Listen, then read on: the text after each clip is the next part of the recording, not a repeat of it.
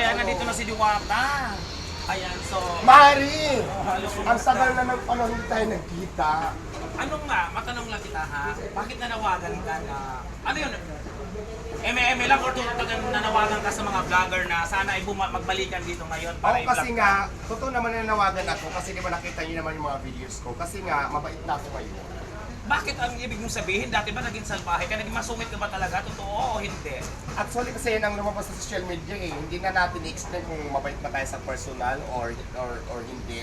Kasi ang lumalabas kasi, ang salba-salbahin mo. Kumbaga, ano ka, naging masungit ang panahon. Kaya sige na, ako na mismo nagsasabi na mabait na ako ngayon. Nagbago ka na talaga. Nagbago na. Nagbago na. Bakit nagbago si Diwata? Kasi nga diba pramataray, laging nakasimangot, hindi nagpapapicture, laging galit. Ngayon hindi.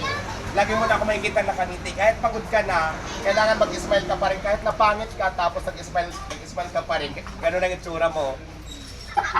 Kasi sa social media pala, na-realize ko, base din sa mga natutunan ko, hindi ka pala pwedeng magalit.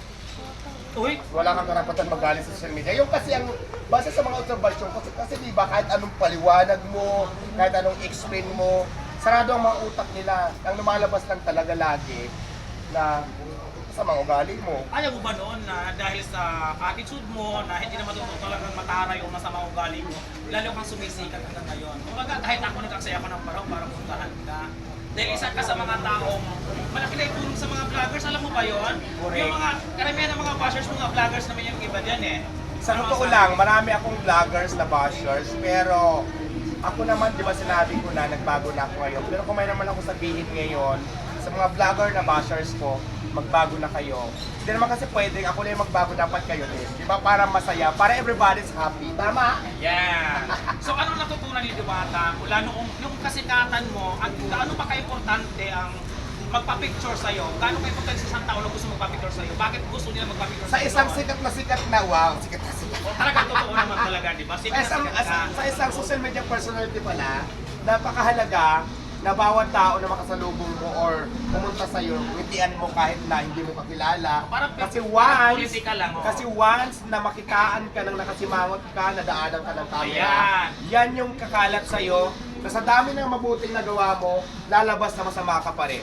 Sa totoo lang, kahit gaano ka pa kabuti, pag meron kayong senaryo, lalabas na masama ka. Ibig sabihin, sa 100 times mo na mabuting ginawa, sa isang pagkakamali mo lang, hindi nila makikita lahat yun. Yun ang ibig ko sabihin. Kasi lahat ng bashers, na vloggers, kung sino man nandyan, hindi naman pwede na ako lang magbago, dapat kayo din, di ba? So dapat kasi, katulad mo na sikat, lalo ng panahon na nagkasikatan mo, dapat pala, ang ginawa mo noon, kahit pagod ka, ngingiti ka, kahit kapasti ka na lang. Yes, kasi syempre nga, kung hindi nga nangyari ito ngayon, hindi natin matututunan. Sabi nga nila, lesson and learn, and everybody's deserve to have a second chance. Naniwala ba kayo dyan? Yes! Oo, naniniwala Tao ko lang sa second tayo. chance. Tao Oo. lang tayo ha. Walang taong perfecto. Sino bang tao na walang kasalanan? Kung ikaw tao na sinasabing wala kang kasalanan, ay di ikaw na, So, congratulations. matanong ko lang Diwata, no? Ang tawag dito, mula noong, ang tawag dito, nag-umpisa yung pambaba sa'yo, malaki ba nawala sa'yo magmula nung nangyari yun na parang binabato ka na sa social media, marami nang galit sa'yo, malaki ba ang nawala sa, ano mo, sa business? Actually, wala namang nawala, no?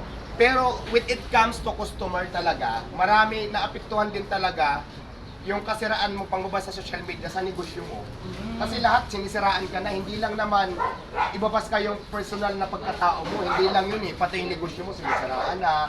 So, malaking ano din talaga, malaking ang tawag dito, naapektuhan din talaga. Malaking impact sa... Oo, malaking impact din talaga.